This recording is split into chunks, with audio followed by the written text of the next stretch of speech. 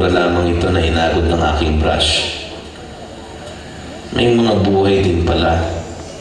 Po nanalo ng Catholic Mass Media Awards for 2006, Mr. Joey Velasco and the Hapag Kids. Ito po yung mga bata sa painting po ng Hapag. Thank you so much. Good afternoon po. Alam nyo, walang sinabi tong painting na to sa ginagawa nyo. Ako, I just paint using paint. But you guys here, you colored our colorless country using your blood and your dedication. Mabuhay po. Dahil po sa painting na to, marami yung tumulong. Kaya lang in the beginning, parang kino-convert lang namin sa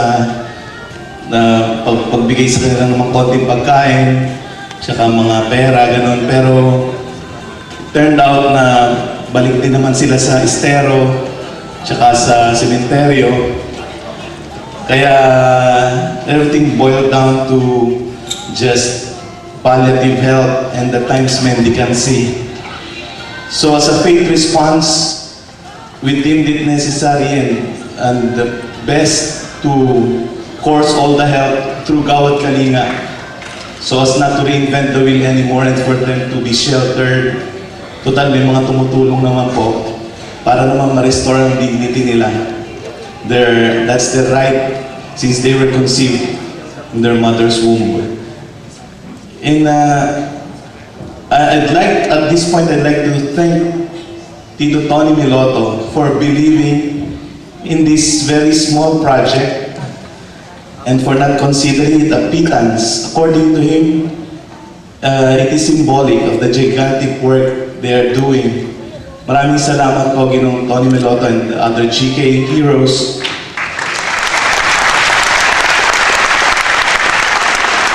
I also want to thank in a special way my wife, Queen, whom I consider a heroine, the Joan of Arc.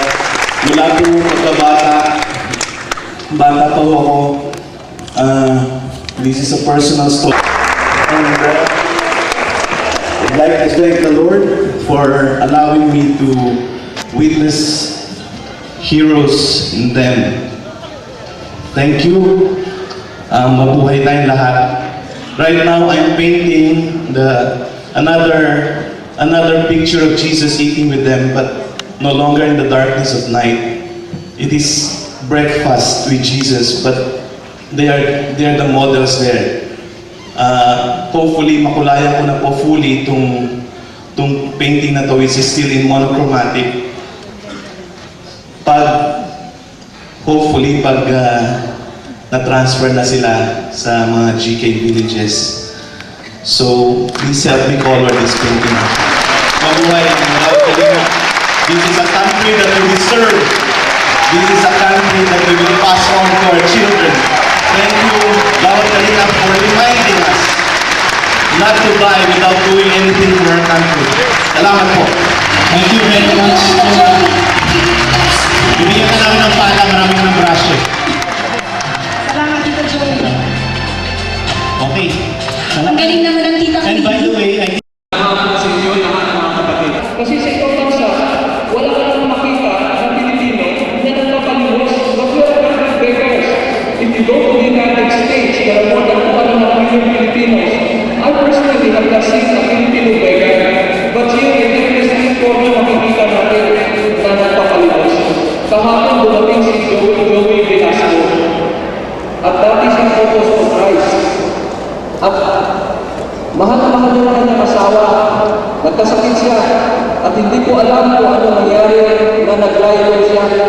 Pero ngayon, bumalik siya ulit sa ating community. At ginagamit niya yung art niya para ipakita yung kanyang faith at ang kanyang patriotism.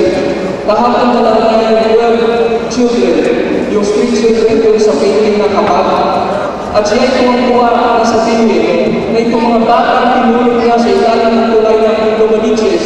Yung isa doon galing pa sa cemetery ng Galoma. Sa taong ito, lahat ay magkakaroon ng sariling tahanan dahil sa Gawad Kalinga. Ito ang nakikita nakikita